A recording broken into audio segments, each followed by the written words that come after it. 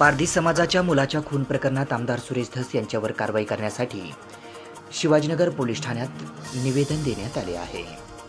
आज रविवार दिनांक 5 जानेवारी रोजी साधारणतः दुपारी 3 वाजण्याच्या दरम्यान मुंडे समर्थकांनी तक्रार केली आहे। पारधी समाजाच्या खून प्रकरणामध्ये आमदार सुरेश धस आणि त्यांच्या पत्नीवर गुन्हा दाखल करावा आणि त्यांना तात्काळ अटक करावी अशी मागणी मुंडे समर्थकांनी बीड शहरातील शिवाजीनगर पोलीस ठाण्यात निवेदन देऊन मागणी केली आहे। आज रविवारी ते शिवाजीनगर पोलीस ठाणे परिसरात निवेदन देऊन माध्यमांसमोर बोलत होते।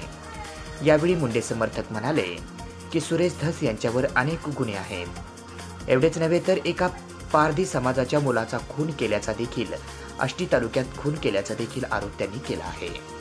मग सुरेश धस यांच्यावर कारवाई का होत नाही? त्यामध्ये त्यांच्या बायकोचेही नाव घेतले आहे असे ते म्हणाले।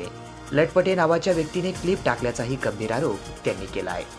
म्हणून आमदार सुरेश धस आणि त्यांच्या पत्नीवरही अटक करा आणि गुन्हा दाखल करा अशी मागणी मुंडे समर्थकांनी केली आहे। पारधी समाज प्रकरणामध्ये त्यांच्यावर गुन्हा दाखल करावा अशी मागणी मुंडे समर्थकांनी शिवाजीनगर पोलीस ठाण्यात निवेदन देऊन माध्यमांसमोर बोलताना केली आहे। सुरेश धसनी शपथ घेतली नाही का की मी सगळ्या समाजाला बरोबर घेऊन हे करीन म्हणून? आमदार असताना शपथ घेतली ना सुरेश धसनी, आणि सुरेश धस त्या आमदार घेतलेल्या शपथेचा बी भंग केला सुरेश धसनी। सुरेश धसवर बी अनेक गुन्हे आहेत। सुरेश धसवर काल हे केलंय, सुरेश धसनी एका पारडीच्या मुलाचा खून केला।